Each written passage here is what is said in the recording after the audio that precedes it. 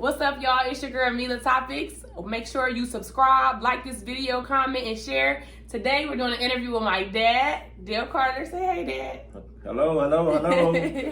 Take all precautions. And so today's video is basically about self-worth. And that can go for men, that can go for women. I know growing up with you, Dad, like you always was so big, I'll never forget this word, or how you would call a man, like, you don't want us to have no poop butt. That's right. So back, like, when you were saying that to us, like, basically, what did that mean to you? A poop butt, guy, he can't hardly, feed himself. He has no dreams, no goals, no ambition. He just, wants to take advantage of somebody else, So, as long as the guy is trying to get some education or get a trade, and believes in God and family, he's a good guy. Mm-hmm. Were you ever a poop butt, Dad? No. Our dad made us prepare. He prepared us for hard work, good work ethics. How to, he showed us by example how to take care of a family. Right. So we learned. He used to always tell you. Yeah. He used to tell you, if you're having sex with a woman, what he used to tell you? Man, that's gonna be your wife. You get that woman pregnant, you're gonna have to honor that. But that's gonna be your wife. Right. So you and Anna better back up. And that's not who you want to be with for the rest of your life. Yeah, that you want to be with her. Right. For the rest of your life, they used to believe in shotgun weddings. If you got a young lady, in trouble, they would call it. You had to honor that family. You couldn't disgrace that family. So the morals and values were a lot stronger in my day growing up.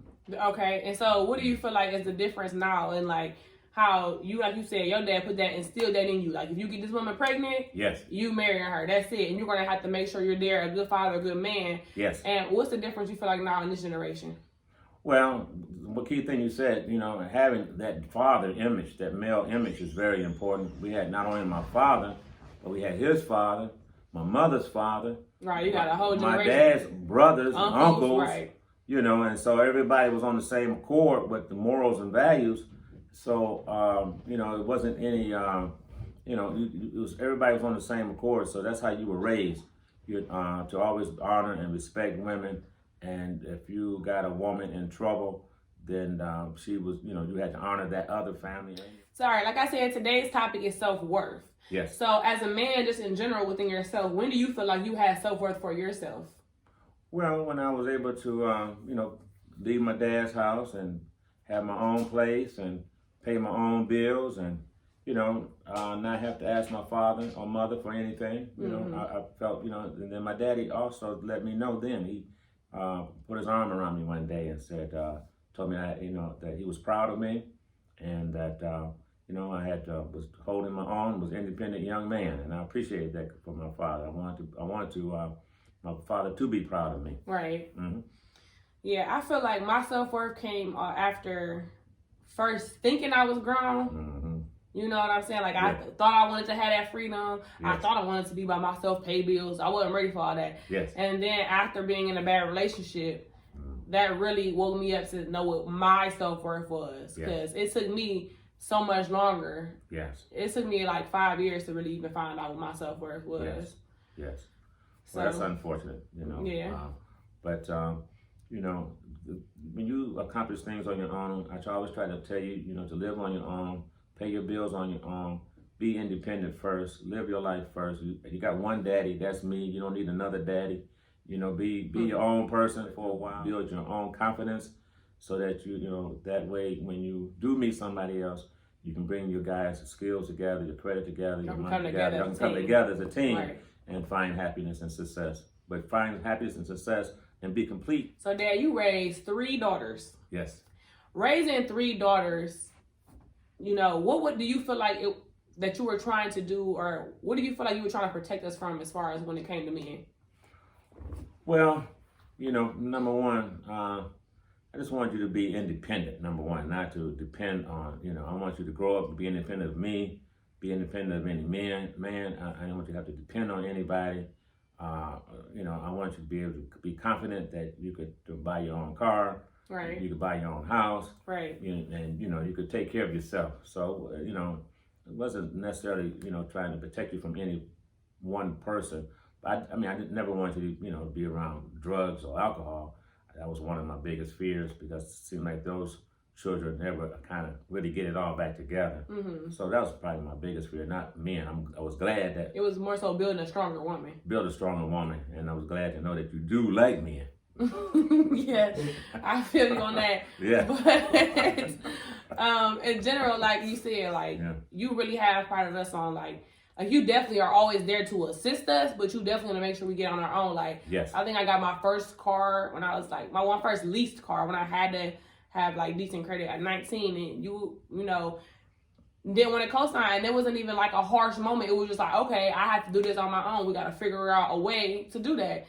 And that was something that I needed to do, because then just in general, I feel like even now when I'm having I'm having credit issues in my personal life, I'm still able to go and find different programs or different people who will accept lower credit instead of feeling like, oh, I need a cosign, I need you to do this, I need you to do that. I don't need nobody for nothing. Yes. Like, you definitely ingrained that in us. And just in general, seeing you as a man with hard work and the way you work definitely instilled that. Especially Sarah will work her butt off, so my sister. So that definitely instilled that in us, that we got to get our money for sure. Yes. And so we don't have to depend on nobody. No, good work ethics and good work ethics and perseverance, is the key. Right. Good credit is very important, and that's how they raised me. If you want something, my dad asked me, "You want it?" I said, "Yes, Daddy, I want that car. Go get it." Don't ask your uncle. I'm not gonna co-sign. He might give me a little extra money, right? Down payment or something. Down payment for it, but I had to have most of the money myself to show the most initiative that I really wanted this car and was willing to make a sacrifice. Absolutely. You appreciate it more. And then you do. Yeah. You appreciate the car more. You appreciate whatever it is more. You take care of it better when you have some of your own blood, sweat, and tears into it. Absolutely. So, Dad, do you ever feel like you were the man ever in your life, like as younger years, growing up or whatever, at a time in your life where you might not have had it all together? Do you ever feel like you was the type of man that you was trying to protect me and my sisters from? No. I mean, not that I'm perfect, but I've always been independent. I had saved quite a bit of money when I got married at 19. We had money in the bank. I had a good job. No, I wasn't, a perfect husband, but I always took care of my wife and family. And even kids. If you had a little affair on the side. Even if I had a little honey on the side. Yeah, I had a little honey. She knew her position. All right. Mm-hmm. So just how we were speaking about from your older generation to now the new generation is completely different. Like you said, you had a father that was like, you're going to marry this girl if you get her pregnant. And making things honorable was a very big thing. And now just today's generation is just like, whatever, we have a baby, it is what it is. We used to that's not doing right. So it's just normal in our society for these type of things going on. Why do you feel like a lot of young women today are just settling? Well, if you settle for anything less than you want, then you don't have the confidence that you can get what you want. So you don't really believe in yourself. Mm-hmm. If you really believe in yourself, you're not going to settle for anything less than the best for yourself. And you've given up hope for getting the very best in life, and you're going to just settle for less than the best.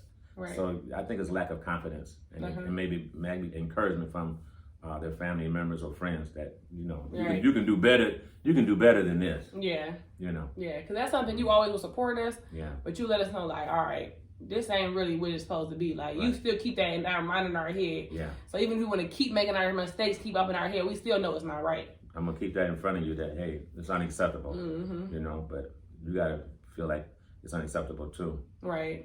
So I'm gonna keep planting that seed and pushing you for greater things. Mm-hmm. Hopefully, definitely. And hopefully that your light bulb will finally come on. What do you feel like me, Mila Topicz? Mm-hmm. What do you feel like I've learned over years as far as like my growth, like in a relationship wise? Like I know you saw me from the beginning, like when I thought I was in love with my first love, when I had to say no names, at 16, to now being 25, almost 26. What do you feel like my growth was? Well, you've always been, smart and wise, and you always had to kind of grow up a little earlier because you had a younger sister. You looked out for, not necessarily being a mother image, but you had to grow up a little quicker, and then you had to help me a little bit more. So you were smart, and but I think that, you know, we have to all go through, you know, some hard times, some hard knocks, you know, and that's how we all learn. You know, you can't escape, some heartbreaks and some learning curves. And so, you know, you learn quick because you started quick. Right. You started early, you started quick. I did. Have my son at 19. Yeah, you was 19. Mm-hmm. You started early, you started quick. So, but, you know, you woke up. Thank God that you woke up, you know, and saw, you know, that this wasn't going anywhere. And, you know, with my encouragement and my support and your family support, you know, you got back on the right track and got your confidence back and believe in yourself and knew that you could do better and that you weren't happy with the way that was going. And you weren't raised like that. Right. You know? So, because I remember you used to always say, like, even as a kid, you used to say I was boy crazy, which I understood that. But, like, as far as, like, loving myself, I felt like I used to always just be so thirsty for love. Yes. So, do you feel like I'm kind of mature from that? Or do you, well, as far as being able to see it clearer now? I think, you know, some people, you know, have a chemistry where they need to be loved, and you have a chemistry that you need to be loved. And because maybe, you know, you didn't have the mother image to give you confidence and nurturing, you know, you felt like you had need to love and you were looking for love in all the wrong places. But I think now that, you know, you're more mature about being loved and finding the right type of love and what love is. Right, what it really is. What love really is.